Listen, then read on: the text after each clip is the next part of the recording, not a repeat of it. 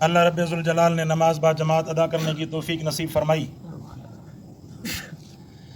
قرآن مقدس کی سورۃ المومنون کی آیت نمبر 93 سے تلاوت ہے۔ اس سے پہلے قرآن پاک کے اندر اللہ پاک نے کافروں کو یہ وعدہ بتلایا کہ جب آپ کی موت ہوگی، مرنے کے بعد دوبارہ ہم زندہ کریں گے، اور اس وقت اللہ رب ذوالجلال آپ سے حساب کتاب لیں گے۔ زمین اور آسمان کا مالک اور خالق کون؟ اللہ کے قرآن نے فرمایا کہ اللہ کی ذات۔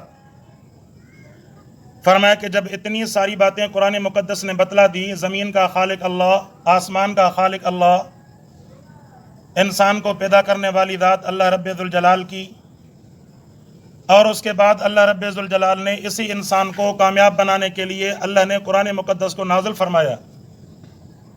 اس کے بعد تو کوئی وجہ نہیں بنتی کہ انسان اللہ کو چھوڑ کر، اللہ کے قرآن کو چھوڑ کر، اللہ نے دو عظیم تحفے عنایت فرمائے، جو تحفے پوری کائنات کے اندر کسی اور مذہب والے کے پاس نہیں ہے۔ ایک اللہ رب ذوالجلال کا قرآن، اور دوسرے نمبر پر محمد عربی صلی اللہ علیہ وسلم کا فرمان۔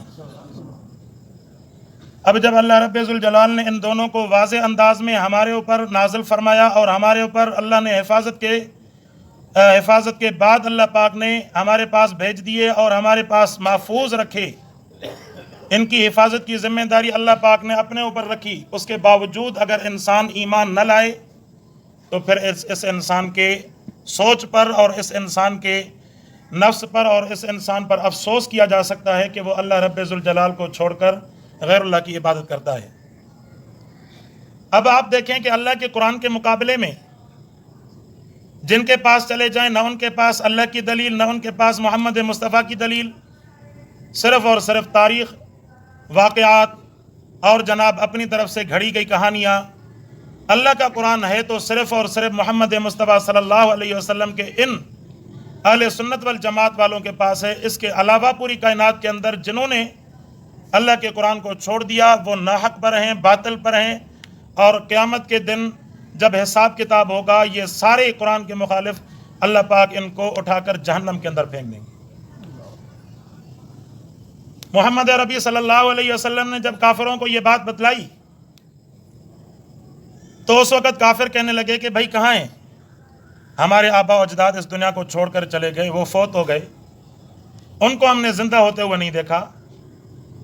اب ان کی جو ہے ساری باڈی، ان کی ہڈیاں، ان کا جسم، ان کی کھال، ان کی تمام جو ہے جسم کی تمام چیزیں گل سڑ کر مٹی کے اندر جذب ہو گئی۔ اب پھر دوبارہ کیسے جو ہے وہ اٹھیں گے؟ اگر اٹھنا ہوتا تو ہم ان کو زندہ دیکھتے۔ تو اس طرح اللہ تبارک و تعالیٰ نے فرمایا کہ محمد عربی صلی اللہ علیہ وسلم، آپ کا کام ہے کہ ان پر اللہ کا پیغام پہنچا دیجئے۔ اس کے بعد اگر کوئی ایمان لاتا ہے تو بسم اللہ، نہیں ایمان لاتا، اللہ تبارک و تعالیٰ کو ان کا پتہ ہے، رب ذوالجلال ان کے ساتھ خود ہی حساب کتاب فرمائیں گے۔ جب اللہ تبارک و تعالیٰ نے کہا کہ بھئی نافرمانوں کے اوپر عذاب آئے گا، تو کافروں نے کہا کہ کدھر ہے عذاب؟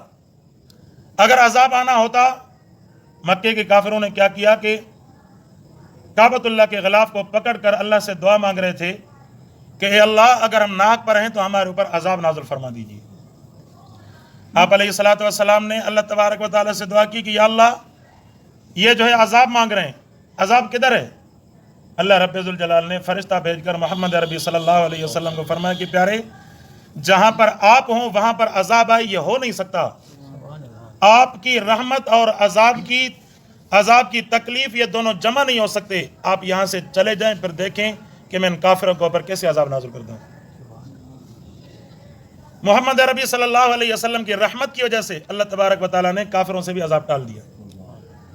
کبھی کبھار جب کافر اتنے زور سے، اتنے شور سے جب عذاب مانگتے تھے تو ظاہر ہے جب ایک انسان دعوت دے کر ہر طرح سے قربانی دے کر جب تھک جاتا ہے تو وہ بھی یہ چاہتا ہے کہ بھائی اب اگر نہیں مان رہے تو بھلا ان کو سزا ہی ملنی چاہیے۔ تو اللہ کے رسول نے کہا، فرمایا کہ قُلْ رَبِّ إِمَّا تُرِيَنِّي مَا يُوعَدُونَ، فرمایا کہ اے میرے رب، اِمَّا تُرِيَنِّي مَا يُوعَدُونَ، جو ہم سے وعدہ کیا گیا بھلا وہ عذاب کدھر ہے؟ فرمایا کہ ربی فلا تجعلنی فی القوم الظالمین، اے ہمارے رب فلا تجعلنی فی القوم الظالمین، فرمایا کہ مت چھوڑیے ان ظالم قوم کو، وَإِنَّا عَلَىٰ أَن نُرِيَكَ مَا نَعِدُهُمْ لَقَادِرُونَ۔ آپ علیہ الصلوۃ والسلام نے اللہ رب ذوالجلال سے درخواست کی، میرے رب اگر عذاب کا نازل ہونا ہے تو عذاب کدھر ہے جس کا ہم سے وعدہ کیا گیا؟ فرمایا کہ رب فلا تجعلنی، اے میرے اللہ ان کو ہم نے 13 سال مکے کے اندر تبلیغ کی، ان کو دین کی دعوت دی، ان ظالموں نے دین کی دعوت کو تو قبول نہیں کیا، الٹا دین کے مقابلے میں دین کے راستے میں رکاوٹیں انہوں نے کھڑی کر دی، حتیٰ کہ جو دین پر آئے اور جنہوں نے کلمہ پڑھا ان کو آزاد بھی نہیں چھوڑ رہے تھے۔ یہ اسی طرح تھا جیسے آج کل کے کافر ہمارے پاکستان کے اندر، وطن اسلامی کے اندر کافروں کی کوشش یہ ہے کہ مسلمان تو اپنی جگہ پر، لیکن کافر اگر اسلام کے اندر داخل ہو جائے تو اس کا اسلام لانا اتنا مشکل بنا دیا جائے، آئندہ کوئی کافر اسلام کے اندر داخل ہونے کی کوشش بھی نہ کرے۔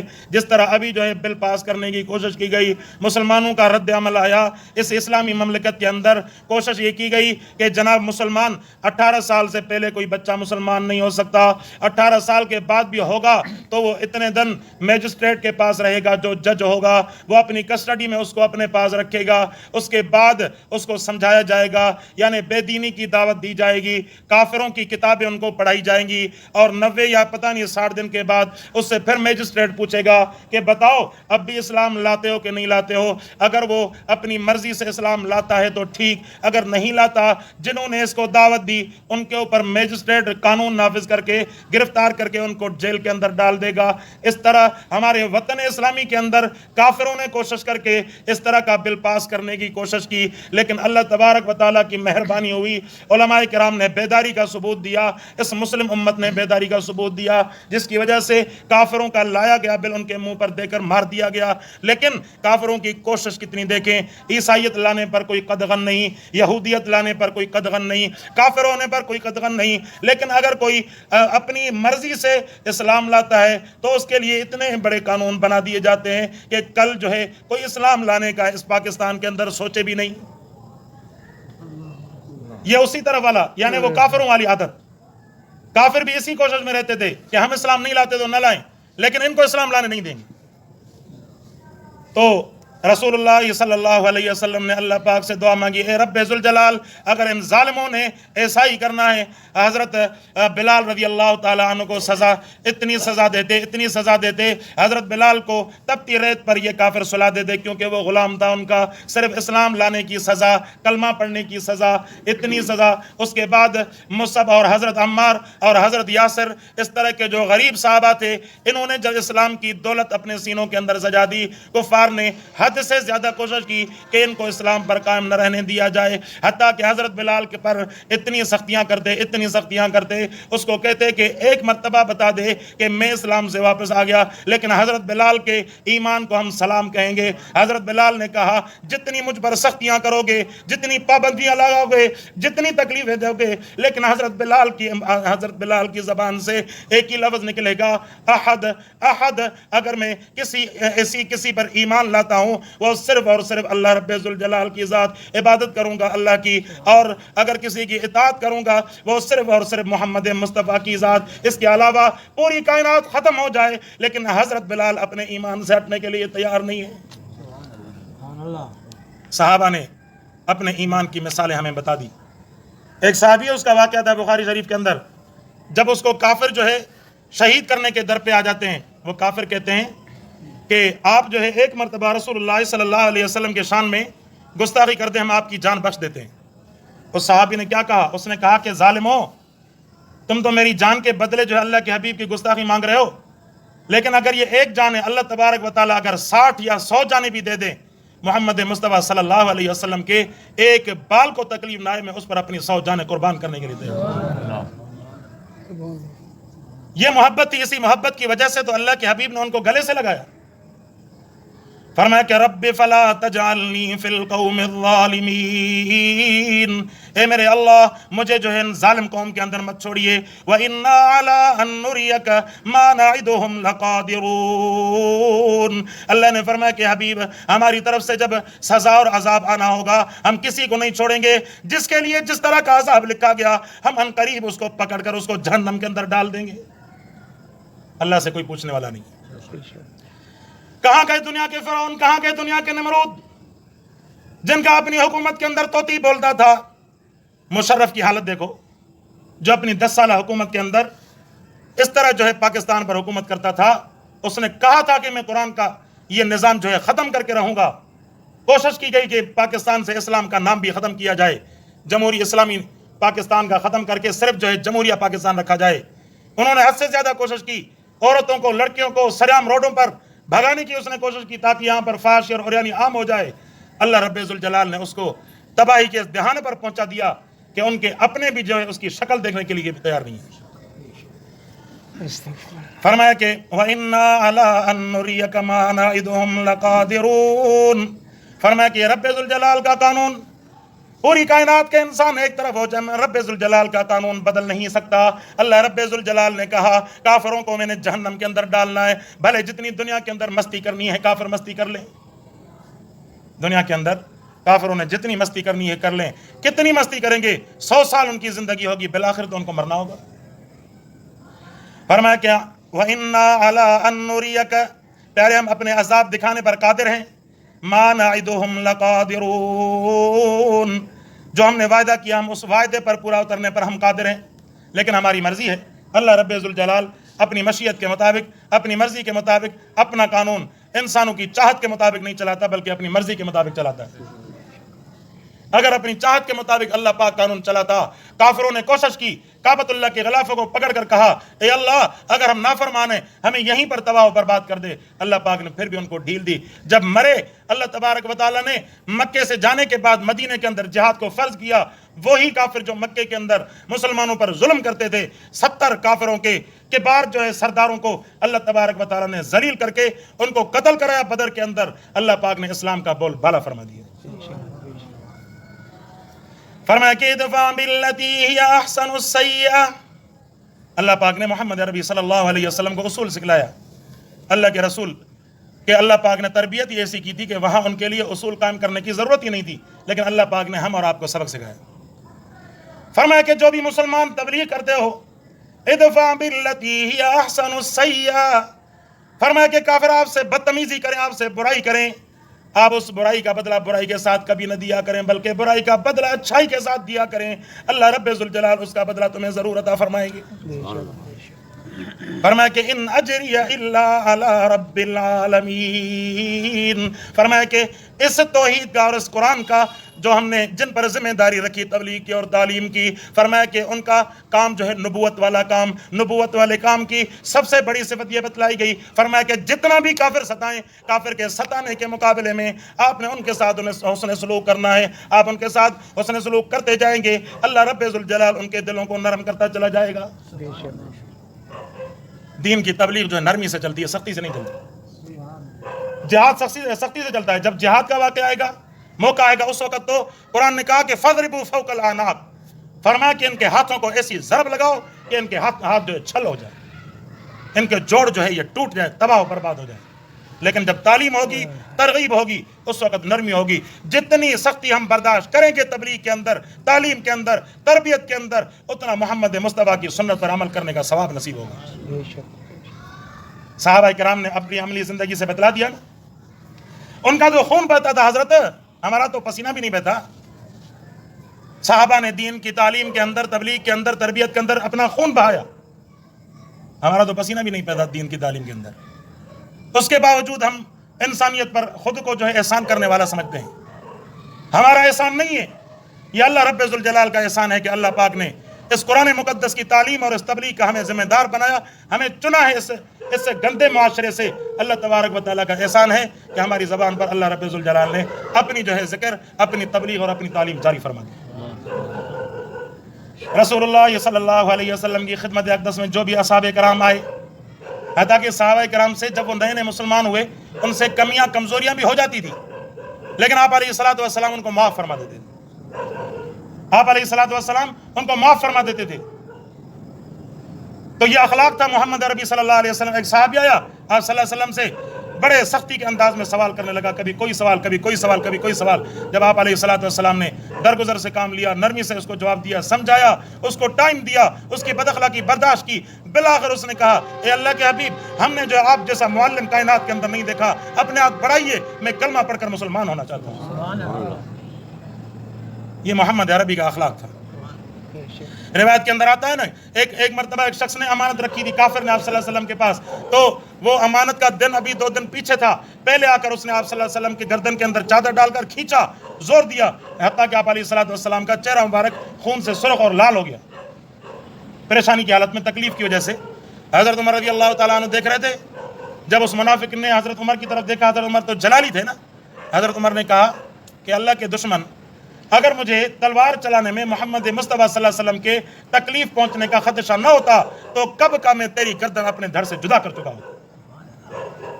حضرت عمر کا جوش اتنا تھا، لیکن آپ علیہ الصلوۃ والسلام کا اخلاق کیا تھا؟ آپ نے فرمایا عمر چھوڑ دیجئے اس کو، آپ نے جو اس کو الفاظ کہے اب جائیے، امانت بھی اس کو واپس کیجئے، اور جو آپ نے اس کو الفاظ کہے اتنا زیادہ جو ہے کھجور میں سے لے کر آپ اس کو ہدیہ عطا کر دیجئے، تاکہ جو ہے اس کو ہماری طرف سے اچھائی کا پیغام ہو، حسن سلوک کا پیغام ہو۔ جب حضرت عمر نے اس کو امانت واپس کی، آپ علیہ الصلوۃ والسلام کا اچھا اخلاق دیکھا، اس شخص نے کہا یا رسول اللہ، مجھے امانت کی کوئی غرض نہیں ہے، مجھے پتہ ہے کہ امانت میں دینے میں 2 دن باقی ہیں، لیکن میں آپ کا اخلاق دیکھنا چاہتا تھا، برداشت دیکھنا چاہتا تھا، آپ کا صبر دیکھنا چاہتا تھا، میں نے آپ کا صبر دیکھ لیا، اب جو ہے مجھے کلمہ پڑھا دیجئے، میں کلمہ پڑھ کر مسلمان ہونا چاہتا ہوں۔ ہم جو یہ باتیں تو آپ علیہ الصلوۃ والسلام کی کرتے ہیں، لیکن ہم عمل کہاں کرتے ہیں؟ ہم تو جو ہے کسی کو راستے میں سلام کرنے کو بھی تکبر سمجھتے ہیں، سلام کا جواب دینے میں بھی عار سمجھتے ہیں۔ ہم اگر کسی کی خدمت نہیں کر سکتے، کم از کم زبان سے اس کے ساتھ اچھے الفاظ تو بول سکتے ہیں۔ اگر کسی کو آپ اچھے الفاظ نہیں بول سکتے، کم از کم خاموش تو رہ سکتے ہیں۔ اسی وجہ سے تو معاشرہ کہتا ہے نا کہ یار تم نماز بھی پڑھتے ہو اور بد اخلاقی بھی کرتے ہو۔ صحیح کہتا ہے ہمارے، کیوں کہ نمازی کو بد اخلاق نہیں ہونا چاہیے، اور ایک عالم کو بدتمیز نہیں ہونا چاہیے۔ جو دین کا تعلیم اور تربیت کرنے والا ہے اس کو ہر وقت برداشت اور صبر، ان اللہ مع الصابرین والا معاملہ اپنے ساتھ کرنا چاہیے۔ کیوں؟ اللہ نے فرمایا جو صبر کرے گا اس کے ساتھ اللہ ہے، جب اللہ ساتھ ہے تو پھر پرواہ کس چیز کی ہے؟ تو میرے دوستو، اللہ نے آپ علیہ الصلوۃ والسلام کو یہ اصول سکھلایا، فرمایا کہ ادفع باللتی ہی احسن السیئۃ۔ آتا ہے نا کہ ایک بزرگ جو ہے تبلیغ کرنے کے لیے کسی کے دروازے پر گئے، تو وہ جو ہے اتنا بد اخلاق تھا، یہ کسی بزرگ سے میں نے بات سنی، کہا کہ اتنا بد اخلاق تھا، جب اس کا دروازہ کھٹکھٹایا، اس کو جب دعوت دی کہ بھئی جماعت آئی ہوئی آپ کی مسجد میں، آپ آئیں، وہ اتنا بد اخلاق تھا، بدتمیز تھا، اس نے جو ہے اس کے چہرے پر تھوک دیا۔ جب تھوک دیا اس نے برداشت کیا، اس نے کہا، اس نے جو اپنے ہاتھوں سے مل کر اپنے جو ہے سینے پر مل لیا، اس نے کہا شکر الحمدللہ، صحابہ کرام کی سنت پر عمل کرنے کی توفیق ہمیں نصیب ہو گئی۔ جب اس نے اس طرح کا اس کے ساتھ انداز اپنایا، اللہ تبارک و تعالیٰ نے اس کے دل کے اندر رحم کا مادہ ڈال دیا۔ اس کے صبر کی وجہ سے اللہ پاک نے اس کو جو ہے دین کی طرف اور تعلیم کی طرف، تبلیغ کی طرف آنے کی توفیق عطا فرما دی۔ اس نے توبہ کر دی، کہا کہ اس کو ان کو بعد میں گلے لگا کر کہا کہ کہاں ہے جماعت، مسجد کے اندر آ کر ہمیشہ کے لیے توبہ تاب ہو چکا۔ اس کے بعد کہتے ہیں کہ اس نے اتنا وقت لگایا کہ دوسروں کو بھی تعلیم کرتا پھر رہا۔ ہمارے اندر تعلیم اور تبلیغ کی قلت نہیں ہے، تعلیم اور تبلیغ کی کثرت ہے، لیکن ہمارے اندر صبر، برداشت اور اخلاق کا مادہ نہیں ہے، ہمارے اندر عمل نہیں ہے، جس عمل کے نہ ہونے کی وجہ سے ہماری تعلیم اور تبلیغ کی جو ہے تاثیر ختم ہو چکی ہے۔ فرمایا کہ ادفع باللتی ہی احسن السیئۃ، آپ ان کو درگزر کیجئے اچھائی کے ساتھ، اچھائی کے معاملے کے ساتھ۔ میں عرض کرتا ہوں کہ اگر ہم دینداروں سے اگر کسی کے ساتھ اچھائی کا معاملہ نہیں پہنچتا، کم از کم اس معاشرے کے اندر اتنا رکھیں کہ اگر کسی کے ساتھ اچھائی نہیں کر سکتے، کسی کے ساتھ برائی کبھی نہ کریں، کسی کے ساتھ برائی کبھی نہ کریں، اس کے ساتھ بد اخلاقی نہ کریں کم از کم، تاکہ اس کو یہ کہنے کا موقع نہ ملے کہ جناب یہ نمازی بھی ہے، یہ بڑا مولوی بنا پھرتا ہے، یہ بڑا جو ہے قرآن سناتا پھرتا ہے، یہ بڑا جو ہے تبلیغ کرتا پھرتا ہے، خود جو ہمارے ساتھ یہ بد اخلاقی کرتا ہے۔ آج کل معاشرہ جو ہے ہماری کمزوریوں کی وجہ سے دین سے دور ہوتا چلا جا رہا ہے، ورنہ پہلے لوگ جو ہے مسلمانوں کے اعمال کو دیکھ کر اسلام کے اندر داخل ہوتے تھے۔ آج کل جو مسلمان یا اسلام کے اندر داخل ہو رہے ہیں وہ قرآن مقدس کی برکت کی وجہ سے، محمد عربی کی دعاؤں کی وجہ سے، اللہ کی رحمت کی وجہ سے اسلام کے اندر داخل ہو رہے ہیں، ورنہ ہم اور آپ کے اخلاق کی وجہ سے شاید کوئی مسلمان نہیں ہو رہا ہے۔ بلکہ جن کو پتہ چلتا ہے نا کہ ان مولویوں کے کام ایسے ہیں تو وہ دین سے اور بھاگتا چلا جاتا ہے۔ فرمایا کہ نحن اعلم بما یصفون، اور یہ جو اعمال کرتے ہیں، یہ جو ان کی بد اخلاقیاں ہیں، یہ جو ان کے اعمال ہیں، فرمایا کہ ہم سب جانتے ہیں، اللہ نے کہا ہمیں سب پتہ ہے، جو کوئی گالیاں دیتا ہے، جو کوئی بد اخلاقی کرتا ہے، آپ فکر نہ کریں، بلکہ ان کی بدتمیزی بد اخلاقی اللہ جانتا ہے۔ اللہ رب ذوالجلال ان کے ساتھ خود ہی معاملہ فرما دیں گے۔ آپ کو اللہ پاک نے گارنٹی دی کہ آپ میرے لیے برداشت کریں، میں آپ کو اجر عطا فرماؤں گا، اور انہوں نے جتنی بدتمیزی کی، بد اخلاقی کی، یا جو ہے غلط کام کیا، اللہ جانتا ہوں میں اللہ ان کو خود ہی سزا دے دوں گا۔ فرمایا کہ وَقُلْ رَبِّ أَعُوذُ بِكَ مِنْ ہَمَزَاتِ الشَّيَاطِينِ۔ جب اللہ رب ذوالجلال نے یہ اصول سکھلایا، آپ علیہ الصلوۃ والسلام نے دعا مانگی، اے میرے اللہ، جب دین کی دعوت دیتے ہیں، ظاہر ہے کافر جو ہے چڑھانے کی کوشش کرتا ہے، اس کو ایسی جگہ پر ہٹ کرنے کی کوشش کرتا ہے جس کی وجہ سے دیندار جو ہے آگ بگولا ہو جائے، یا اس کو تکلیف ہو تاکہ وہ دوبارہ جو ہے ہم سے لڑائی پر آ جائے۔ فرمایا کہ ایسے موقع پر اے اللہ اگر ہم سے کوئی کوتاہی ہو جائے، اے اللہ ہمیں شیطان کی ان تمام چنگاریوں سے ہماری حفاظت فرما۔ اللہ کے حبیب نے دعا سکھلائی، ایسے موقع پر کافر جو ہے تمہیں تانا دے گا، تمہیں جو ہے اکسائے گا لڑنے پر، لیکن اس وقت فوراً اللہ پاک سے دعا مانگنا شروع کر دیں، اللہ تبارک و تعالیٰ تمہیں جو ہے شیطان کے شر سے ہمیشہ محفوظ رکھے گا۔ فرمایا وَقُلْ رَبِّ أَعُوذُ بِكَ مِنْ ہَمَزَاتِ الشَّيَاطِينِ۔ اے میرے اللہ، آپ دعا کیجئے، اے میرے رب، اعوذ بک من ہمزات الشیاطین، شیطان کی ان چرچوں سے اور شیطان کے کاموں سے میں آپ کی پناہ چاہتا ہوں، واعوذ بک رب ان یحضرون، فرمایا کہ میں پناہ چاہتا ہوں ان شیاطین سے، اللہ رب ذوالجلال کی، جو شیاطین ہمارے پاس حاضر ہیں۔ ظاہر ہے ہمارے دلوں کے اندر بھی تو نفس ہے، شیطان ہے، وہ بھی ہمیں کہتا ہے بھئی ہم تو بڑے ہو گئے، ہم تو جناب کتنی اس کی منتیں کرتے ہیں، وہ آتا ہی نہیں ہے۔ فرمایا کہ ان شیطانی خیالات اور ان شیطانی جو شیطان کے جو داؤ ہیں، ان سے اللہ پاک سے بچنے کی آپ دعا مانگا کریں، اللہ تبارک و تعالیٰ اس کا تمہیں اجر عطا فرمائے گا، اللہ تبارک و تعالیٰ شیطان کے تمام جو ہے حملوں سے تمہاری حفاظت فرمائے گا۔ جو ہم نے کہا اللہ پاک عمل کرنے کی توفیق عطا فرمائے۔ وآخر دعوانا ان الحمدللہ رب العالمین۔ اللهم ربنا تقبل منا انك انت السميع العليم وتب علينا انك انت التواب الرحيم، صلى الله تعالى على خير خلقه سيدنا مولانا محمد وعلى اله وصحبه وسلم، لا اله الا